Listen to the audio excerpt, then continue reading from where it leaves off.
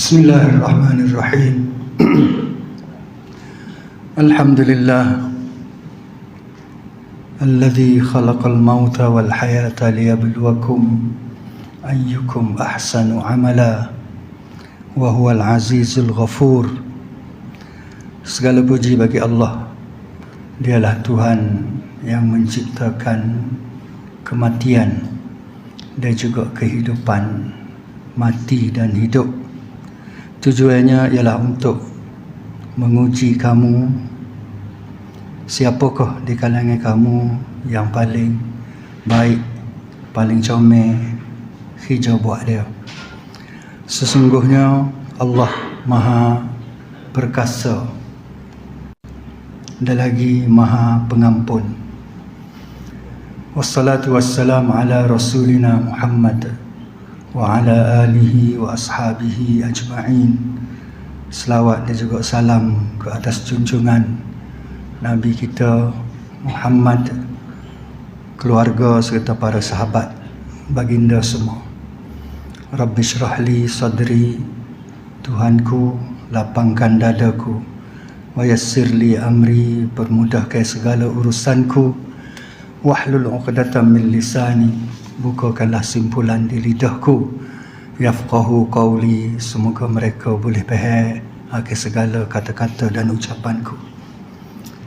Tuan-tuan muslimin, muslimat yang dirahmati Allah, lagi sekali kita bersyukur, dan berkali-kalilah kita perlu bersyukur kepada Allah di atas segala nikmat, segala inayah, pertolongan dan juga segala apa yang diberikan kepada kita sehingga kita dapat hidup lagi pada hari ini, hari yang ke-20, malam yang ke-26 bulan Rejab.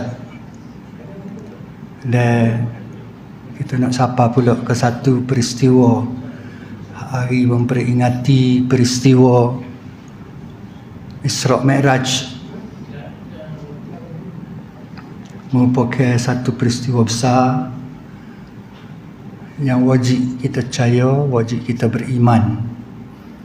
Isra' dan Mi'raj, dua perkara yang berlaku pada satu malam, tak sampai semalam Mei pun berlaku, di mana Nabi kita Muhammad sallallahu alaihi wasallam dibawa jalan, dibawa daripada Masjidil Haram ke Masjidil Aqsa, kemudian naik ke Sidratul Muntaha, dan Allah bagi hadiah buah tangan untuk dia dan umat dia. Bagi buah tangan waklik, iaitu semaya ataupun kita panggil solat. Jadi semaya ataupun solat kalau kita baru lepas saat ni tu merupakan hadiah Allah kepada kita. Kadang-kadang kita berasa beban lah nak jaga hadiah, moga hadiah tu kan. Kalau hadiah saing-saing tu boleh buh oleh kotak-kotak gitu je. Kalau hadiah dari raja, kalau kita boleh hadiah daripada raja, dapat dinding kau tinggi sikit letak dah. Ni hadiah daripada Allah. Tentu sekali duduk di tubuh kita semua. Moga hadiah ni hadiah daripada Allah, Tuhan yang menciptakan kita ni. Maka kita kena bawa lah dia pergi mana-mana. Pergi China, semaya China. Pergi Hong Kong, semaya di Hong Kong. Bawa. Bukan kata semaya di masjid ni je. Pergi hak nyai, tak ingat semaya. Nyanyi gitu. Hadiah Allah bagi. Jadi sebagai orang kata, nak kena jagalah hadiah ni. Amo ingat masa amo tu sekolah dulu, kita pergi kemah. Bila pergi kemah, siapa-siapa di kemah tu cikgu beri telur sebutir. Beri telur sebutir, suruh sipek siapa kau klik kemah hantar balik. Telur mentah.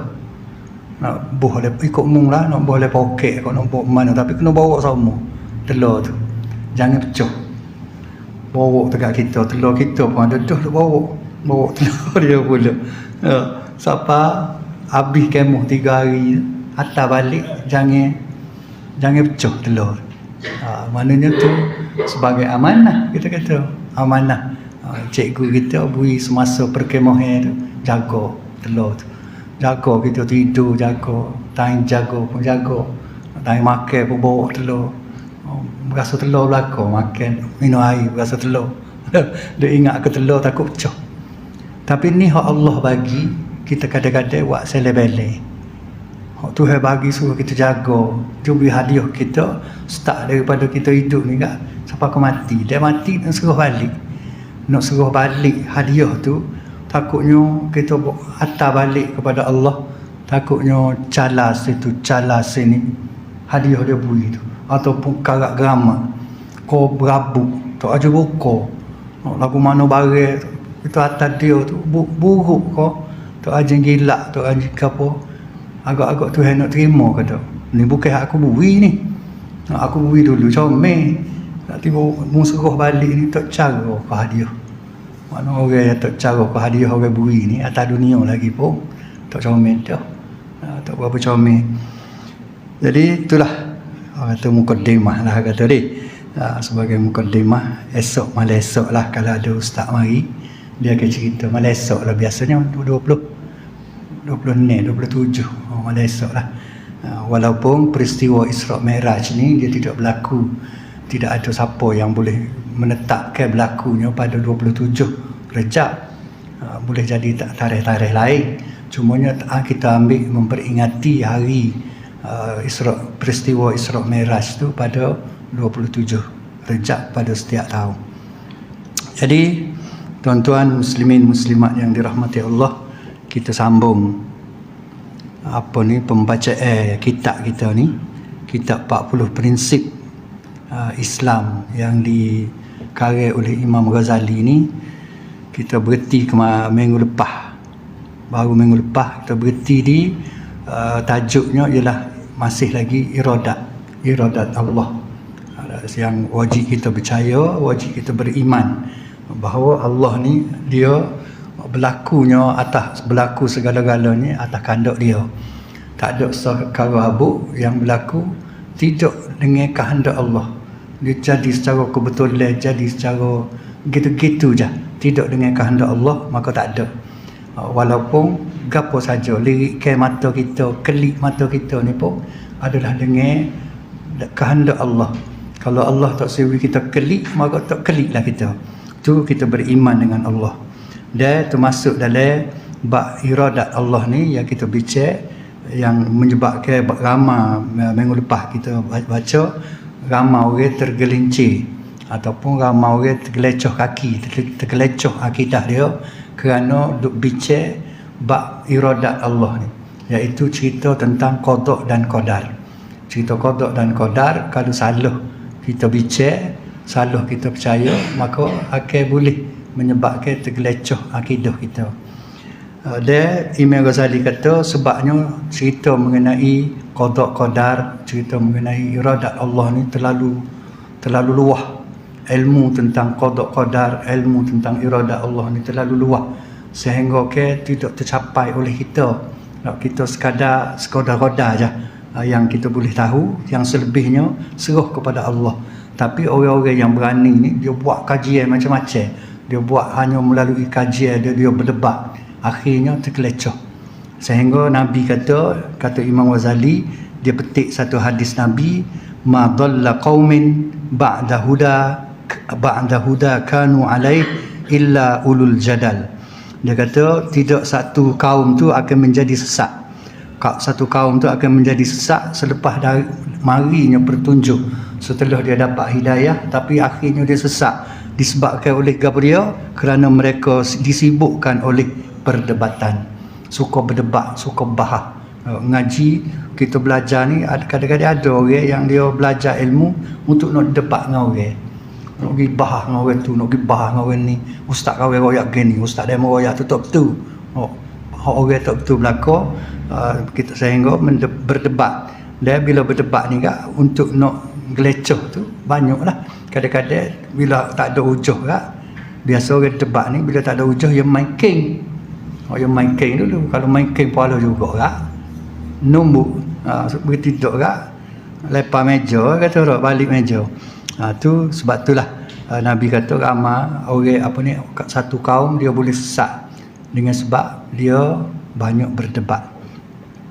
Dia ada support lagi, dia kata dia boleh tergelecoh juga akidah ni sebab dia takwil, dia mentakwil ayat Quran, dia tafsir ayat Quran tu dalil-dalil ko dengan fikiran dia sendiri, walaupun dia ni bukanlah ahli untuk nak mentafsir, ahli untuk nak menghuraikan Quran dan juga hadis.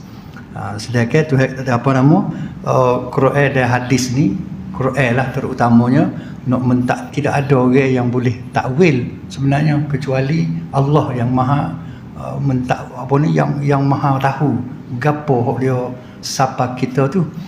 Cuma orang ada seorang dua orang-orang tertentu saja yang Allah beri kepandaian kepada dia atau kebijakan, beri ilmu kepada dia untuk mentakwil ke ayat Quran ni. Maknanya bukan semua orang boleh nak takwil ayat Quran. Bagi kalau kita pergi ngaji tafsir, nak tafsir ayat ni kurang-kurang pun ada berapa belah, kau puluh ilmu kena ada, kena kita kuasai berpuluh-puluh ilmu kita kena kuasai, barulah boleh kita nak mentafsir Al-Quran. Tu pun boleh jadi tidak 100%.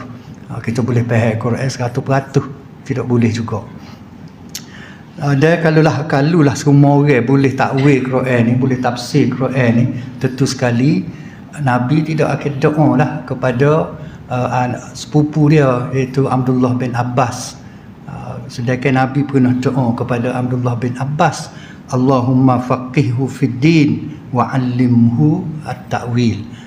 Ya Allah, berilah kepandaian, berilah kedalaman ilmu kepada Ibnu Abbas ni tentang agama. Biar dia mendalami ilmu agama, dan wa 'allimhu at-ta'wil, dan ajarkanlah kepadanya ilmu takwil, ilmu nak tafsir Al-Quran. Maka Allah makbulkan doa Nabi ni, sehingga Ibnu Abbas akhirnya menjadi ahli tafsir. Dan bila dia dengar Quran, dia faham, dia boleh faham Quran. Allah ajar dia melalui ilmu dia ngaji ke, lagu mana ke, duduk bersama Nabi ke, sehingga dia pandai boleh mentafsir Al-Quran. Ada seorang dia kata, Imam Ghazali cerita, malam ni kita baca, seorang penyusun kitab Al-Kashaf. Kitab Kashaf ni sebuah kitab tafsir yang ditulis oleh Zamakhsyari, seorang ulama besar. Zamakhsyari orang Turkmenistan, orang Turkmenistan, maknanya orang lah ko belah-belah Bangladesh, orang dekat sebelah Iran ke apa tu. Dia ni asal dia dulunya dia ni orang bermazhab Mu'tazilah, kemudian dia bertaubat, akhirnya dia balik kepada ahli sunnah wal jamaah. Maka dia buat sebuah kitab tafsir, dalam kitab tafsir Al-Quran. Dia kata dalam kitab dia ni, dia kata yang dimaksudkan dengan takwil di sini, takwil yang Nabi doa tadi, wa'allimhu takwil. Takwil tu yang maksud dia kitabullah dan sunnah para Nabi alaihi wassalam. Maknanya takwil, kalau nak takwil moga-moga lain tu ramai orang boleh, tapi kalau nak takwil Al-Quran, yang dimaksudkan Nabi ajar, Nabi minta doa supaya pandai takwil ni, ialah takwil Al-Quran dan hadis. Maka jadi satu sunnah kepada kita lah, Allahumma faqihhu fid din wa 'allimhu ta'wil. Kita boleh nak doa kepada anak-anak kita, doa kepada bayi yang baru lahir, tukar pergi cukur jambu tu, orang ajak pergi cukur tu, kita pergi budak tu, doa lah dengan doa ni, pakai doa. Jangan duduk lok ke apa tok email saja doa, kita pun boleh nak pergi kepala budak tu, Allahumma faqihhu fid din wa 'allimhu ta'wil. Sekali-sekala doa juga kepada anak-anak kita, cucu-cucu ke, nak malu nak doa, tekah dia jaga, tekah dia tidur, nak tanya tidur, pergi gosok kepala budak tu, nak bisik kau Allahumma faqihhu fid din wa 'allimhu ta'wil. Minta doa supaya Allah beri ilmu yang mendalam, faqih, Maknanya faqih ni bukan boleh ilmu biasa-biasa, tapi ilmu yang boleh royak ke orang, yang boleh karya kitab, yang boleh gapo. Maknanya alim semati dalam bab agama. Dia wa alim ta'wil. Dia boleh faham Quran ni sehingga boleh hura kepada orang. Kalau boleh kita muka kita ni nak jadi tok guru tak boleh dah. Tak ada masa dah kita nak jadi tok guru. Nak boleh jadi tok kepada tok guru tak apa dah. Cucu kita tok guru. Orang tanya cucu siapa tu? Cucu kita. Tok guru tu ataupun anak kita tak boleh nak, kita tak boleh nak jadi tok guru, tapi kita boleh jadi pok kepada tok guru. Tak apa dah. Jadi doa ni minta dengan Tuhan sungguh-sungguh, Allahumma faqihhu fid din wa 'allimhu ta'wil. Apa tu? Berilah peluang dia untuk belajar lah. Bila kita dah doa, kita buka peluang kepada anak kepada cucu kita supaya dia belajar agama sehingga dia boleh jadi seorang yang alim. Lepas tu kita pergi ke bawah sikit. Kata Imam Ghazali, maka kendalikanlah diri kamu pada sesuatu yang kamu tidak mampu untuk menyelami dalamnya lautan yang luas bersama orang-orang yang dangkal ilmunya. Maknanya Imam Ghazali besar dalam bab iradat, dalam bab qada qadar ni, kita kena kontrol diri kita supaya jangan duk banyak sangat duk bincang, tak sewi bincang banyak, tak sewi debat, tak sewi kecek banyak bab iradat, bab kehendak Allah, bab qada dan qadar, terutama sekali bab takdir. Tak sah duduk kecek banyak, tambah-tambah pula dengan orang hok dangkal ilmu dia, hok lebih kurang kita, hok ilmu tak banyak. Balah sama bodoh ni jadi bodoh, tak jadi cerdik. Sebab tu kalau orang-orang cerdik dia tak sebalah dengan orang bodoh. Dia kata benda yang paling rugi atas dunia ni ialah balah dengan orang bodoh. Jadi bodoh pak dia cerdik. Jadi bodoh pak dia. Ada cerita dongeng lah ni. Cerita ni boleh ambil iktibar lah. Cerita zaman dulu-dulu. Seko ni keldai balah dengan rimah dalam hutan. Keldai kata, rupuk ni cahaya warna biru. Rupuk ni, dia kata warna biru, rupuk tu lah. Dia tanya rimah kata, kok mana pula? Hijau, dia kata. Aku nampak biru. Hijau, dia kata, rimah kata hijau. Apa nama? Keldai ni kata biru. Baluh mari duk tekan ya. Tekan mari, dia kata tak sudah kita ni. Aku biru, dia kata kok mana-mana pun. Rupuk ni biru. Katanya rimah hijau, dia kata matamu pulu kau mana, dia kata hijau. Akhirnya pergi jumpa dengan singa. Muka singa ni dia raja hutan, raja rimba. Pergi jumpa dengan singa royaklah, kata rupuk ni biru, rimah kata hijau. Lepas tu singa kata betul balikmu keldai. Aku kata dah, dia kata betul balik keldai. Aku makan mung ke rimah, dia kata kerana mung salah, aku kurung mung 3 bulan. Kena kurung rimah. Keldai pergilah lepas bebas. Bila kena kurung, rimah tak puas hati. Kok mana, dia kata biru, rupuk hijau. Dia kata apa, dia kata mu ikat aku, mu pergi lepas keldai. Dia kata mu duk bah dengan orang bodoh. Aku ikat mung ni, mu duk balah dengan orang bodoh. Dia kata mung ni kayak satu jenis binatang yang kuat, yang hebat, yang cerdik. Apa dia duk balah dengan orang bodoh tu? Mana aku kurung mung ni kerana mung duk balah dengan orang bodoh. Tu cerita orang zaman dulu-dulu lah. Maknanya tak ada beda benda yang tak ada gapo pun kita duduk bahas. Tambah-tambah kita duduk berdebat dengan orang-orang hok tak berapa cerdik. Tu. Maka kena kontrol, dia kata. Dikatakan kepada mereka, diamlah kamu. Baik duduk diamlah. Bukan untuk itu kamu diciptakan. Kata Imam Ghazali, duduk diam. Kalau orang cara takdir, qada, qadar ni, kita duduk diam je. Sebabnya kita ni diciptakan oleh Allah bukan untuk nak bahas tu. Bukan nak cara bab tu. Maka duduk diam lah. Tak usah duduk balah. Allah apa nama ni, Imam Ghazali buat mari firman Allah pula.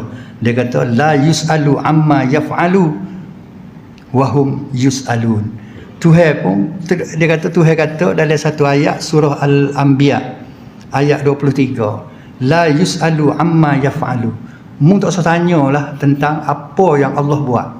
Allah dah buat gapo lah ni, apa Allah buat gitu, apa Allah buat gini, tak usah tanyalah. Sebab apa? Wahum yus'alun. Kerana mu tu esok-esok akan ditanya oleh Allah. Sesudut atas dunia sesudut tanyalah, Allah dah buat gapo, apa Allah buat gitu, apa Allah buat gini, apa Tuhan buat kita sesok ni, apa Tuhan buat kita susah atas dunia ni. Sesudut tanyalah. Nah, tu takdir, maksudnya takdir Allah. Kita duk tanya tentang takdir Allah. Duk meratak, duk merayu, duduk apa tentang takdir Allah ni tak sah. Kerana Tuhan kata wahum yus'alun, mung akan ditanya esok. Hak aku beri takdir kau mung tu mung buat lagu mana? Sebagaimana ayat hak kita baca mukaddimah dia hak mau baca tadi. Dalam surah Tabar. Kita duk baca semua kan? Dalam surah Tabar tu ayat yang kedua tu allazi khalaqal mauta wal hayata. Dialah yang menciptakan kematian dan kehidupan. Mati dan hidup. Melambaikan mati tu susah. Tuhan buat kadang-kadang buat kita ni susah. Dia buat kita senang kehidupan, hidup. Kadang-kadangnya susah. Bukan suruh kita duduk bersoal, bukan suruh kita duduk tanya, tapi liyabluwakum, kerana dia nak uji kita.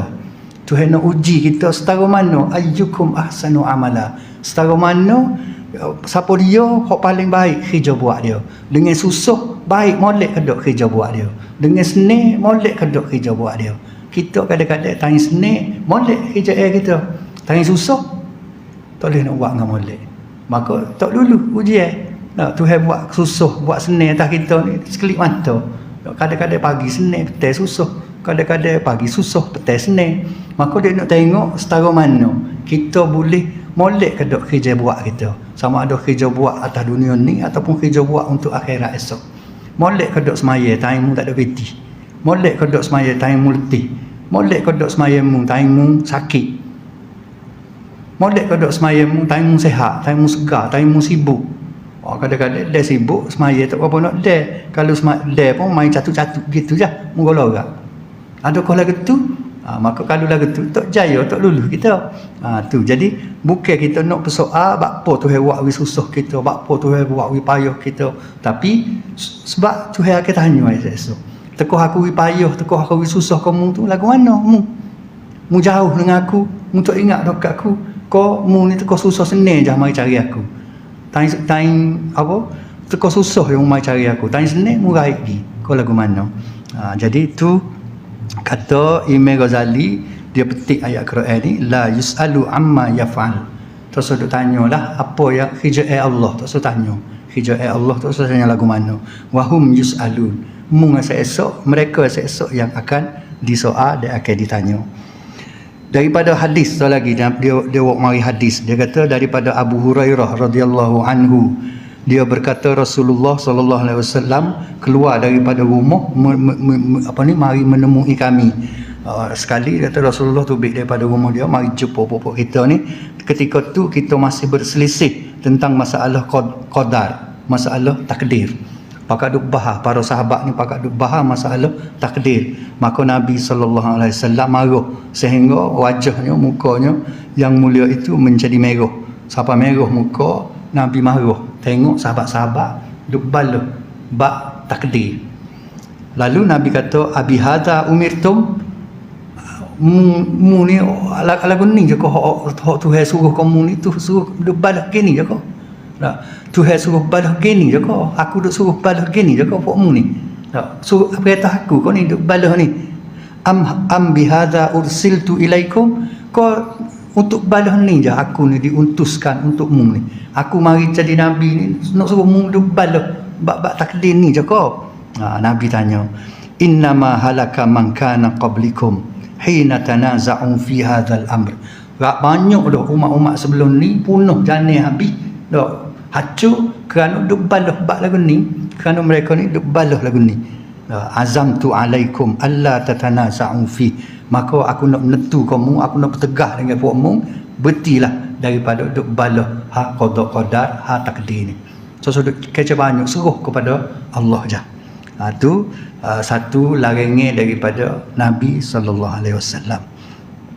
Daripada Abu Ja'far, dia mari lagi daripada Abu Ja'far. Kata Abu Ja'far, aku berkata kepada Yusuf bin Abid, aku melewati suatu kaum yang saling berselisih dalam masalah qada takdir ni. Rupanya orang dulu-dulu duk balas dah bab qada-qada ni. Duk balas bab qada-qada. Dia pun berkata, kata Yusuf bin Abid ni kata, seandainya mereka sibuk memikirkan dosa-dosa yang mereka lakukan, nescaya mereka tidak akan berselisih dalam masalah qada ni. Kalau pakak duduk fikir dosa hak kita ada dalam tubuh kita, dosa hak ada dalam diri kita sebanyak mana ada dosa, maka tentu sekali tak ada kita nak memikir qada Allah. Kerja buat Allah tu kita tak ada nak memikir. Pada duk fikir kerja buat kita banyak salah. Banyaknya dosa kita. Kalau duk fikir ke dosa-dosa kita ni, maka tak ada masa untuk kita nak fikir tentang kerja buat Tuhan. Tu kata Abid, kata nama Yusuf bin Abid ni kata. Maka relung hati sebahagian manusia, sebahagian mereka yang dipenuhi cahaya yang berasal dari cahaya Allah. Bila kita duk fikir bab dosa kita ni, dia kata ni Imam Ghazali ni ke orang tasawuf. Maka ibarat dia ni yogi halah ko tasawuf lah. Yogi ke halah nak menyuci diri. Walaupun duk cerita tauhid, duk cerita akidah, tapi dia masuk juga ciri-ciri tasawuf dia tu. Maka dia kata bila kita duk teringat kepada dosa-dosa kita, duk kena ke dosa, duk fikir dosa kita ni banyak, maka hati kita ni akan cerah. Ibarat akan nyala serupa dengan cahaya tu dalam hati kita akan bercahaya. Hati ni bercahaya dengan cahaya Allah, dengan cahaya yang sebenar lah, cahaya yang hakiki. Cahaya Allah dengan cahaya yang sebenar. Minyaknya jernih sehingga hampir menerangi walaupun tidak disentuh oleh api.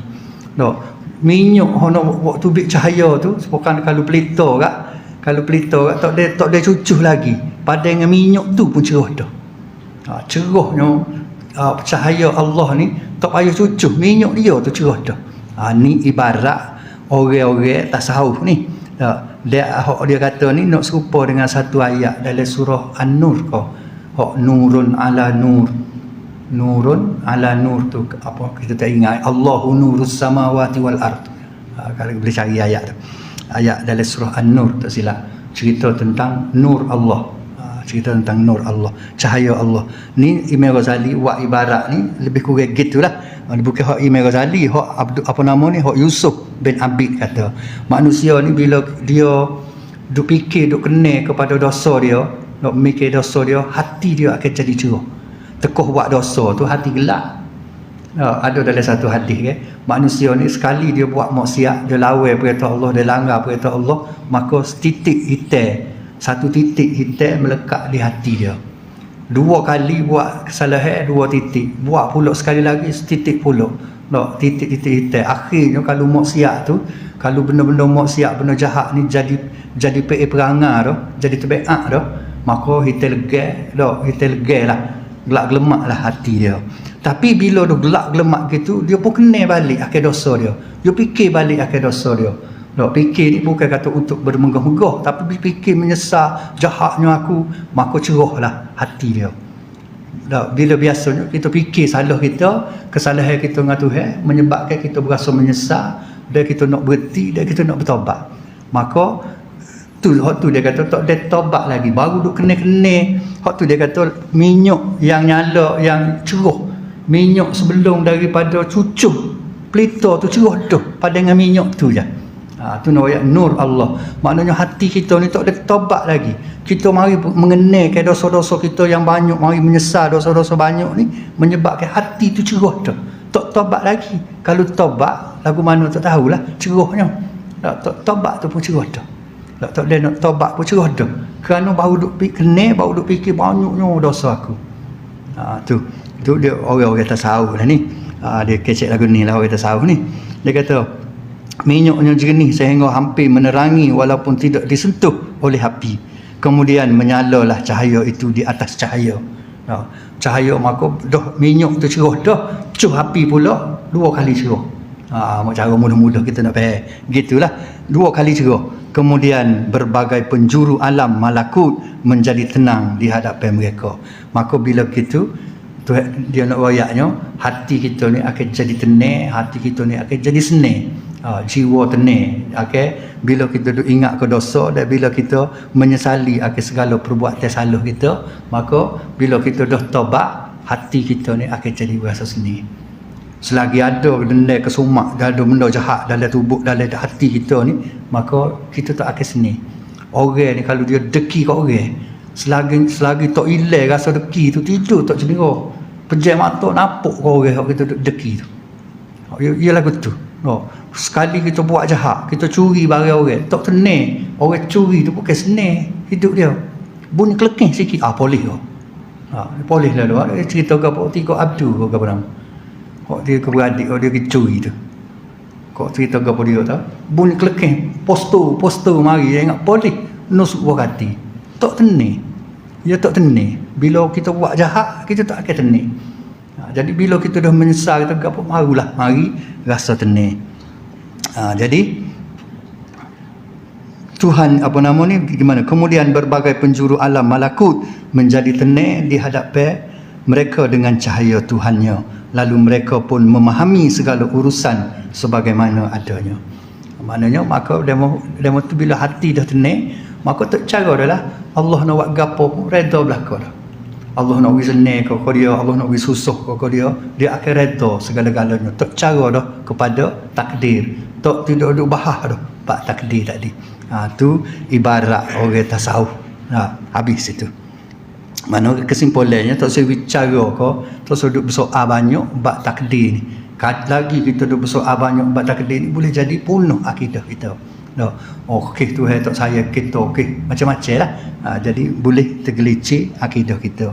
Dikatakan kepada mereka beradablah dengan adab Allah dan berdiamlah. Maka tak bolehlah balasnya. Kita kena beradablah dengan Allah. Ada adab, ada akhlak dengan Allah ni. Apabila disebut mengenai qadar, maka hendaklah kamu menahan diri. Kena tahan diri, kena kontrol diri kita tu sudah cara banyak bab takdir ni. Ketika Umar radhiyallahu anhu ditanya tentang qadar, Sayyidina Umar pun ada orang tanya dia tentang qadar. Dia juga bersikap menahan diri. Dia kontrol diri dia tak jawab. Lalu dia berkata kepada orang tanya tu, ia adalah lautan yang dalam. Janganlah kamu menyelaminya. Bila orang tanya dia kata bab qadar ni serupa dengan laut yang sangat dalam, luah dan dalam pula. Maka tu kalau tak ana berenang ke apa, tak sudut nyelagilah. Matilah, maksudnya mati dalam laut tu. Lepas tu ada dia kata ada orang tanya lagi, bila tak puas hati tanya lagi qadar ni, maka jawab Sayyidina Umar, ia adalah jalan yang gelap, janganlah kamu melaluinya. Tadi royak laut yang dalam, yang luah dan dalam, tak sudutnya lagi lah. Pak tanya lagi, dia kata bab qadar ni adalah serupa dengan jalan hok gelap lemah, maka tak sudut pergi lah. Tak sudut lalu lah, jalan tu jalan yang gelap, dah tak ada lampu, tak sudut lalu pergi lah. Kalau mu tak tahu bersesak barat tu satu hadah, yang kedua takut tujuh parit kau gapo dia, maka membinasakan kamu. Lalu orang desak dia lagi, tanya lagi kali yang ketiga, maka lalu dijawab oleh Sayyidina Umar, dia kata gapo? Itu adalah rahsia Allah. Senang. Qadar ni rahsia Tuhan, rahsia Allah. So korek lah, maka janganlah kamu menelitinya. Maka tak usahlah duduk nak cari, duduk nak kelebek, nak apa, tak usahlah. Itu rahsia Allah. Tentang hidup mati kita ni rahsia Tuhan. Esok lusa ayat Quran pun ada sebut, kita baca dah kan tak? Kita tak tahu. Salah satu rahsia yang Tuhan je tahu ialah kita tak tahu esok gapo nak jadi pada kita. Esok kita nak buat gap, kita boleh buat gapo esok. Maka tak ada siapa tahu, menjadi rahsia Allah. Tak sudut nujung, tak sudut tilik lah. Kalau tilik, kalau kena kat betul lah je. Sebab tu tak boleh nak menilik nasi, nak tenung nasi ni tak boleh.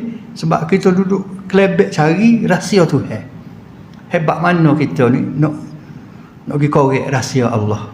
Hak dia sipek, maka tak sudut carilah. Terserah dia je. Tu. Barang siapa yang menginginkan, kata Imam Ghazali, siapa-siapa hak nak pengetahuan tentang rahsia alam malakut, dia pergi petua. Imam Ghazali bertua, siapa dia nak tahu cerita alam malakut, rahsia alam malakut ni. Kita cerita dah minggu lepas, alam malakut ni ialah alam yang alam gaib yang tak boleh nak kita nak scan dengan alat-alat atas dunia ni, tak boleh nak tengok dengan mata tu tak boleh, nak jamuh, nak setuh dengan panca indera kita yang lima butir ni, tak, mata, telinga, setuh apa semua, hidung, bau, tak boleh. Panca indera yang lima ni tak boleh nak cari dia, tak boleh nak detect dia. Maka tu dipanggil alam malakut. Alam malakut serupa dengan syurga, neraka, azab kubur, nikmat kubur, tu bagai malakut, bagai gaib. Jadi siapa dia nak, kata Imam Ghazali, kalau nak boleh aku nak beri petua. Oh, isa dah. Lagu mana?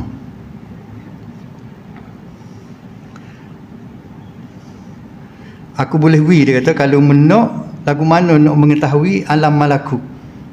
Lagu mana ni? Hilang dah. Kita cari yang lebih baik. Muka surat berapa ni? 52.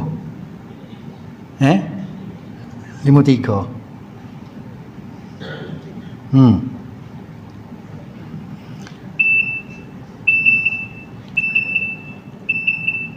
Barang siapa yang nak mengetahui, apa nama ni, pengetahuan tentang alam malakut,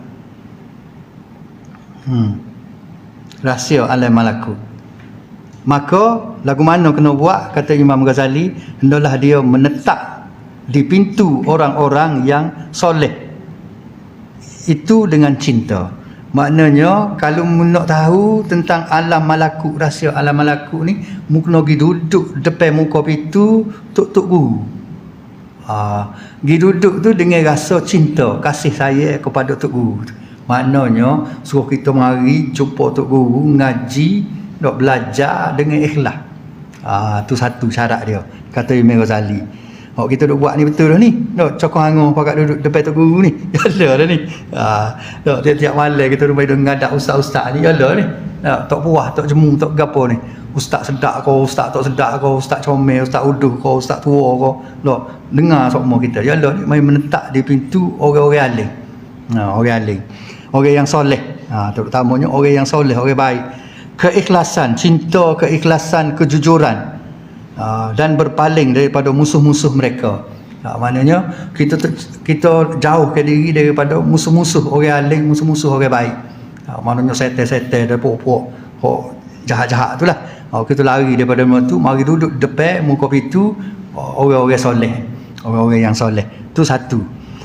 Menjalankan perintah dan melaksanakan apa yang mendatangkan keredaan Allah. Dia kena buat, kena taat, kena patuh, kena amal, gapo perkara-perkara yang boleh Allah beri redha kita, Allah restu kita, Allah maknanya keredaan Allah, untuk nak dapat keredaan Allah. Buat belaka, payah kau, mudah kau, berat kau, ringan kau, buat. Bila kita buat hak ni, kita akan dapat, Allah akan buka rahsia alam malakut. Kita boleh nampak syurga. Tak nampak syurga mana kalau kita mari ngaji dengan tok guru hodok mengajar, baca tafsir, baca ayat Quran, cerita tentang syurga. Bila ustaz tu pandai royak, seolah-olah syurga sekong depan mata kita. Seolah-olah syurga duduk depan mata kita. Nak tahu akhirat, lagu mana berlaku hari kiamat. Tok guru akan baca ayat-ayat Quran yang menceritakan tentang hari kiamat. Maka seolah-olah kita boleh nampak dengan mata kepala kita apa yang berlaku ketika kiamat esok. Nabi kata, kalau mu nak tengok hari kiamat depan matamu, walaupun dia tak berlaku lagi, tapi mu boleh tengok dengan mata kepalamu macam secara langsung gitu, maka mu baca 3 surah. Satu surah surah Al-Insyiqaq, 2 surah Al-Infitar, 3 surah At-Takwir. Satu Al-Insyiqaq, iaitu idzas sama unsyaqqat. 2 idzas sama unfatarat. Yang ketiganya surah Takwir, idzas syamsu kuwirat. 3 surah ni kalau mu baca, mu faham, jelas molek, orang beroyak pula jelas molek, maka seolah-olah mu duduk tengok tu pada depan TV, mu tengok gapo dia berlaku hari kiamat esok. Maknanya rahsia alam malakut terbongkar. Kalau kita baca pula macam-macam kitab ada lah, kitab cerita azab dan seksa kubur, cerita nikmat kubur. Kalau tu boleh royak dengan jelas, maknanya terbongkar rahsia kubur. Ada lagi kitab-kitab cerita tentang sakaratul maut, lagu mana tu kau nak mati. Lagu mana tu kau nak mati. Seorang tu nak mati, muka kita nak lalu belakang. Ada kitab dia, nak mati tu lagu mana. Maka seolah-olah kita tak mati lagi, tapi kita boleh nampak time kita mati tu lagu mana. Takut kita tak khabar tu kau mati, muka tengah tidur. Khabar mati dah lagu mana mati. Mana boleh nampak dah. Lagu mana keadaan dalam kubur.